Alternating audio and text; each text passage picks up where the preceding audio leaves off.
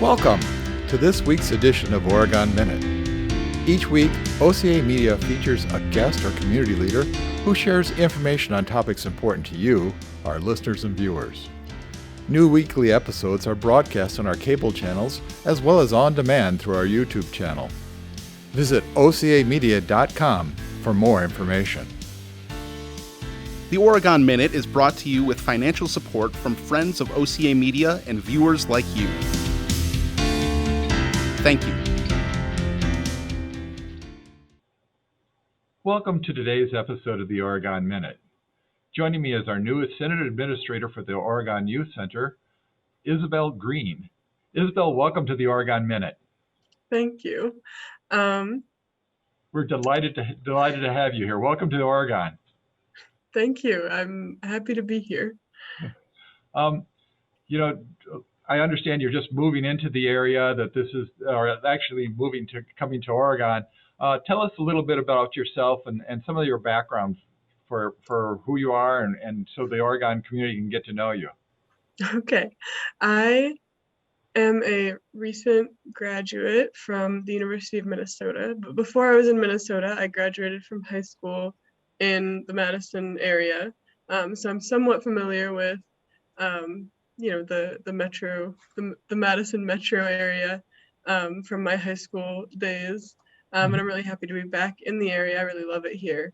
And to be working with youth in this area. I spent a good amount of time both in high school and in college working with kids, doing after school programs, babysitting farther back. And I really enjoy it. And I'm really excited to be doing that while also being in a more administrative, outreach-oriented, organizing role, which I think is going to be more interesting and further my career a little bit better. And I'm really happy that I get to do that while still working with kids and helping kids. Isabel, I was reading the December 16th articles that appeared in the Oregon Observer about your new role. There's quite a few task lists there. Can you tell us about what you'll be doing in this new job? Sure. So my primary roles in this job, along with just being around at the youth center and helping out, will be I'll be responsible for fundraising, outreach to community partners and working with them on programming, partners like the library, the Girl Scouts, the local food pantry, and then also looking for, resource donations from the community and outreach. Sure. So something that was mentioned in the article is really growing, the presence in the community. Can you talk about that a little bit? What does that really mean?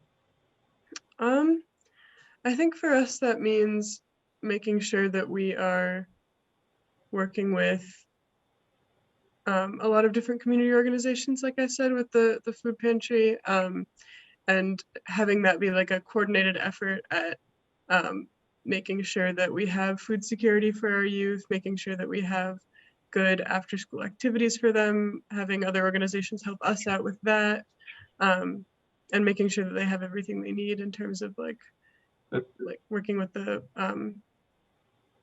police department as well and fire departments, and just like a multi-directional effort at making sure that they have happy, healthy lives.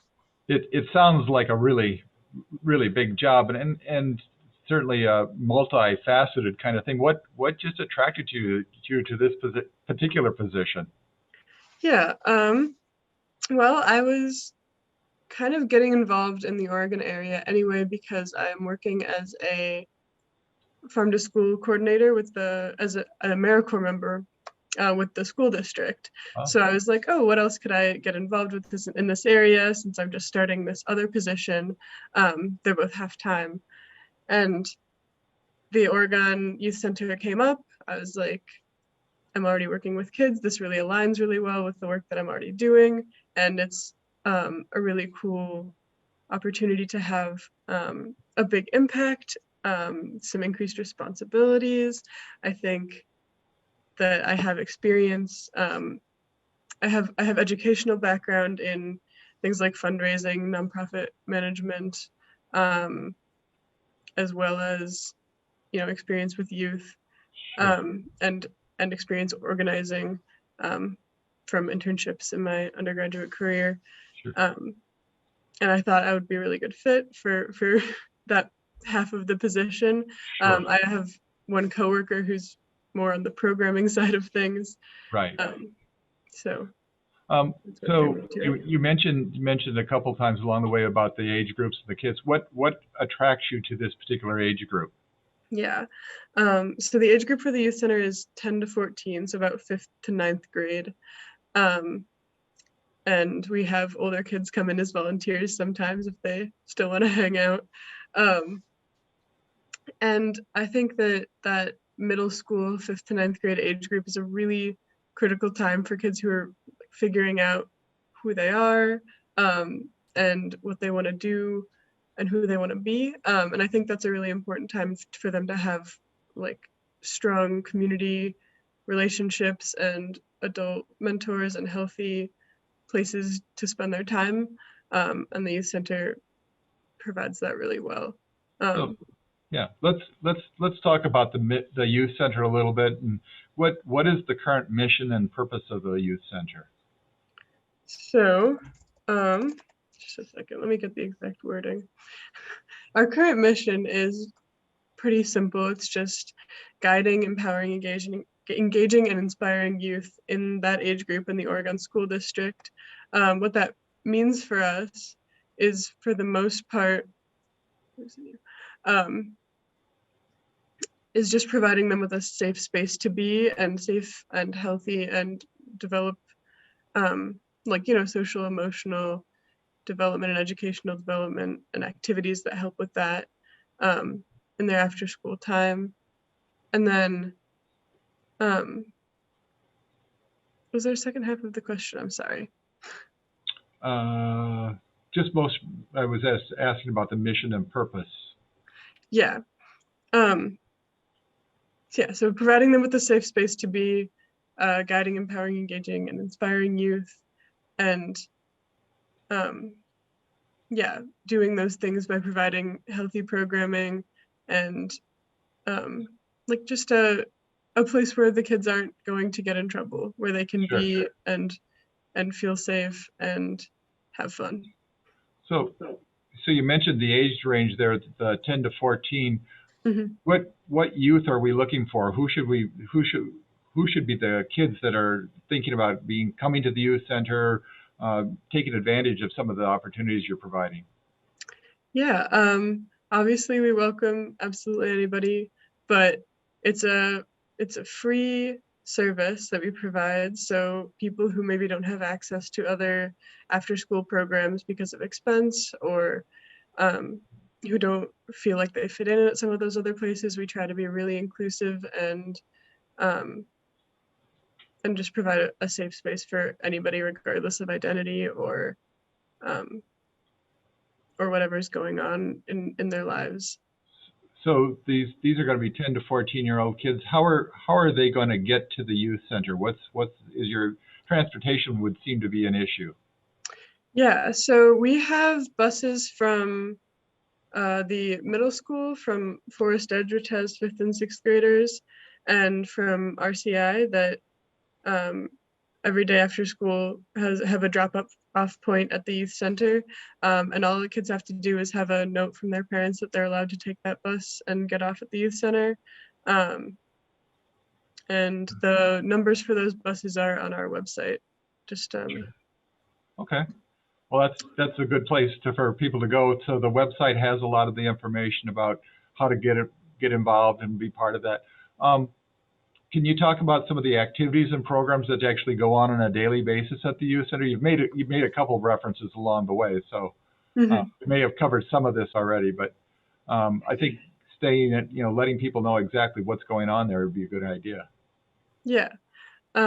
So a lot of our program is, for the most part, completely drop-in. Kids can come and go as they please. It's just a place for them to be when they need to. But we have programming that we run for the kids who want to be involved on a weekly basis. We have a cooking club that happens most Thursdays. We have my coworker Hope runs an arts and crafts day on Tuesdays. And we're working on adding more days like that, like organized sports on Fridays. And we're very open to having, high school volunteers or adult volunteers come in and bring in their own programming, whether that's once a week, or less often than that. That's something we love to have community members come in and teach the kids or run activities. And then we have video game consoles. We have a basketball half court. We have a pool table, and the kids just run around and participate in whatever they choose to. Sure. So you mentioned you mentioned some volunteer activities and so forth. What kinds of things can they volunteer, and just how can the whole Oregon community really support your effort? Yeah, so volunteering is one thing. We love to have either later high school age kids come in and volunteer and hang out. The younger kids really love to have them, whether as just people to spend time with, to play games with, or sometimes we'll have them come in as tutors as well for homework help. And then we also have adult volunteers, although that's a bit more of a process, who come in and watch the kids and help out around the center. And they can also run activities and do maybe more specialized activities that, like, it's great to have people bring in their own skills and backgrounds to share with the kids. Sure. And then we also have a wish list on our website for items that people can donate. We always appreciate monetary donations. We take bills receipts. There's a whole list of ways to support us on our website as well. And I think that's about it. We're also looking for board members. If anybody's really interested in donating a lot of their time and effort to the youth center and really is passionate about it. I will warn you, board members are a premium in Oregon. Everybody's looking for volunteer board members. Sure. Isabel, what is your New Year wish for the youth center? I think my New Year's wish for the youth center would be to have, this is kind of a story, but when our building was built, we aren't allowed to have a full kitchen at the moment because of just fire code stuff. So my New Year's wish would be to get a campaign going and have support for the construction project that'll need to happen for us to be able to have a stove, because having cooking club without a stove is pretty sad. And we do our best, but it was a huge favorite back in the old building, and we want to be able to have that again. Okay. Any other things you want to share with the community, or that you're interested in talking about? No, I believe that is all. Thank you so much. It's a delight to have you here. I wish you all the success in the world, and the youth center has been something that's been very, very important to Oregon, and I think there's a lot of support in the community, so I think you'll be very successful. Good luck. Good. Thank you. I'll take the luck I can get. Thanks for watching today's episode of the Oregon Minute. We always love to hear from our audience and feedback and comments. If you're interested in sponsoring any of these shows or episodes, please contact Paul at ocamedia.com. Thanks a lot.